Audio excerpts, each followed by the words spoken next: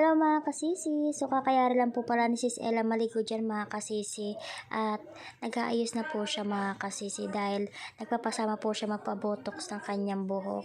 At ayan na nga, nayari na siya mag-ayos at ready na ang ating kasis Ella mga kasisi. At pagkayari nga mga kasisi at lumabas na din kami dahil papunta na rin kami para maghanap at magkanbas kung saan ba mas maganda magpaayos ng kanyang buhok mga kasisi. Ayan, as you can see mga kasisi, sobrang tirik ng araw talaga kaya kailangan ko din magdahan-dahan baka madapa tayo mga kasisi. Pinoise over ko na lang din to mga kasisi sa ganun hindi masyado ganun kaingay yung ating video. Pero bago pala kami maghanap at magkanbas ng pagbobotoksan ng kanyang buhok mga kasisi, dadaan muna kami sa kanyang sweetheart. O diba, sana all may sweetheart.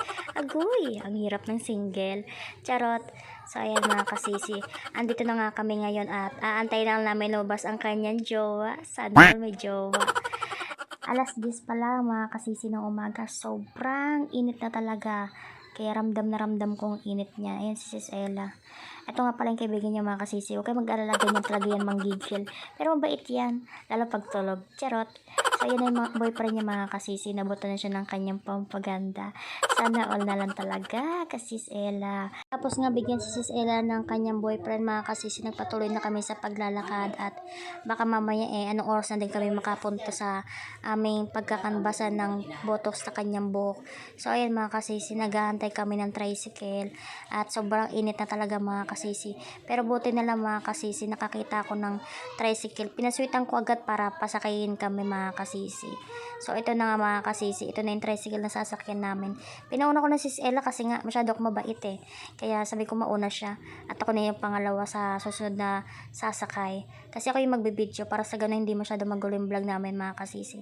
So, habang nasa loob nga kami mga kasisi ni Sis Ella sa tricycle, nag-uusap na kami kung saan kaya mas maganda at mas malapit na pwede siyang makamura at mas maganda yung ayos ng kanyang buhok mga kasisi. Kaya habang nagdadrive si kuya, sumisilip na din kami sa gilid ng tricycle kung may malapit pa na pwedeng parloran ng kanyang buhok mga kasisi. Ayan. So, bumaba na kami ng tricycle dyan mga kasisi at naghahanap kami at naglakad-lakad kami. Napakainit talaga dito mga kasisi. Pero kalaunan mga kasisi, ayan, nakahanap na kami ng parlor na alam naming swak na sa kanyang budget mga kasisi. Ayan. O, diba may inaayos na din. So, ayan nga mga kasisi, si Auntie. Hello, shout out sa'yo. So, ayan si Sis Ella mga kasisi. Mukhang excited din siya no? Sana all na lang talaga. Charot. So, ayan mga kasisi. Tingnan mo na yung buhok ni Sis Ella. Since wala naman talaga siya masyadong bumps sa buhok niya Kailangan lang talaga siya i-botox para mabuhay yung buhok niya mga kasisi. Bago nga mag-umpisa mga kasisi, nag-usap muna silang dalawa kung ano daw dapat gawin sa kanyang buhok mga kasisi. So, sabi naman ni Auntie mga kasisi, ibabotox lang daw yung buhok ni Sis Ella at kukulayan. Hindi naman masyadong nahirapan si Auntie dito sa buhok ni Sis Ella kasi manipis na at bagsak na. Kailangan lang buhayin mga kasisi. Kaya gagamitan siya ng botox. Pagkaya nga pala botoxan dyan mamaya mga kasisi, ay lalagyan lang din yan ng kulay mga kasisi. Inuna nga pala muna i-blower ni Auntie yung buhok ni Sis Ella dyan mga kasisi. Ayan. Para mas lalo siyang mag-flatten. Kasi medyo basa din yung buhok ni Sis Ella dyan mga kasisi kasi kakaligo lang at umalis na din kami kanina. So pinatuyon muna ni Auntie yung buhok ni Sis Ella dyan mga kasisi. Ayan, mag-umpisa na nga din si Auntie na i-blower ulit yung buhok ni Sis Ella mga kasisi. So kung nakita nyo mga kasisi, video ko yung sarili ko dyan. Baka kasi sabihin nyo si Sis Ella lang binibidyo ko. Charis!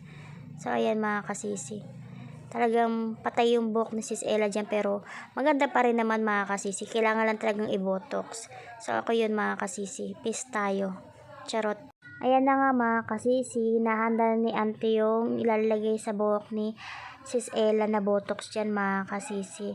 At pagkayari niya, ihalo-halo niya lang yan. Mekos-mekos niya lang bago niya ilagay sa buhok ni Sis Ella mga kasisi.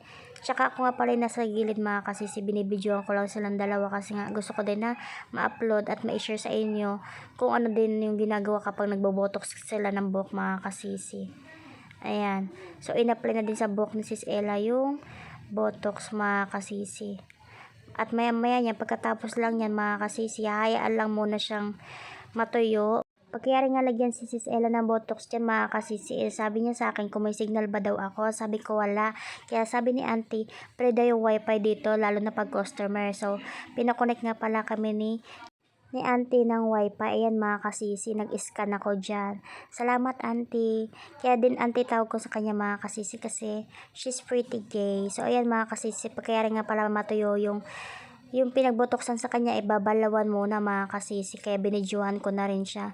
Ganyan sila kaalaga sa buhok kapag ikay nagpabotok sa kanila. Pagkayari nga pala balawan mga kasisi, binlower muna ni auntie yung buhok ni Sis Ella para sa ganun kapag inaplayan siya ng coloring, hindi siya ganun kabasa mga kasisi. Pagkayari nga matuyo ng buhok ni Sis Ella dyan mga kasisi, sinusuklayan na siya ni auntie. O diba, ganyan kaalaga yung parlor nila dito mga kasisi. Kaya kung may mga malapit sa Taga-Balanga dyan, try nyo dito kay Louie Matias. Maganda sila mag-botox mga kasisi. Kahit rebond, tsaka magupit. O diba, sponsor yan. Charot. So ayan mga kasisi, binalik lang din ni ate yung pinagamitan si Sis Ella kasi nga manipis lang talaga yung buhok ni Sis Ella, kaya hindi rin masyado naubos yung nilagay ni auntie sa buhok ni Ella. O diba, nakatipid pa. Hindi lang din pala buhok ang inaalagaan nila dito mga kasisi. Pwede din kayo magpalinis ng kuko kung meron kayong mga ingrown na malalaki dyan na kailangan naman tanggalin. Patanggal nyo na mga kasisi. Charot. Lagyan na pala siya ng pampakulay dito mga kasisi. Ni layer by layer lang siya ni auntie. Nalagyan ng pampakulay mga kasisi. Tagal din pala yung gantong session mga kasisi. So ayan si Sis Ella, masakit din mata niya kasi mahapdido sa mata yung nilagay sa kanyang gamot sa buhok niya mga kasisi. At nagdadaing na nga sa dyan na gutom na daw siya. So how much naman ako dyan sis? Gutom na rin ako. Charot. So ayan mga kasisi, matapos nga matuyo ng buhok ni Sis Ella, binlower na yan para mas kumapit sa buhok niya yung nilagay na kulay mga kasisi. Habang ginaganyan niya si Sis Ella dyan mga kasisi, ako napapaisip na ako kung ano kaya ililibre ni Sis Ella, Jollibee ba, Chowking o McDonald's ba mga kasisi. Haha, joke lang mga kasisi.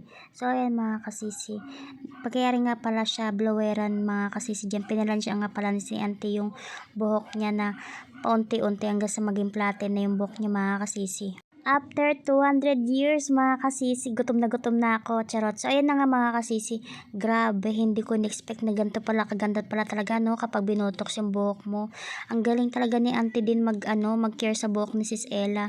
O diba, o fuck, ganun. Grabe mga kasisi, so ganito pala kaganda talaga yung buhok mo kapag binotox no. So sabi nga ni Sis Ella na nagutom na daw siya, so nagpunta kami ng Jollibee at kasama na din po pala namin si Sis Angie dyan dahil nagpaalam siya sa amo niya na sabay-sabay kaming kakain since hindi pa siya din nagla-lunch mga kasisi. Matapos nga namin mag-order mga kasisi, inantay lang din namin yung order namin dyan mga kasisi.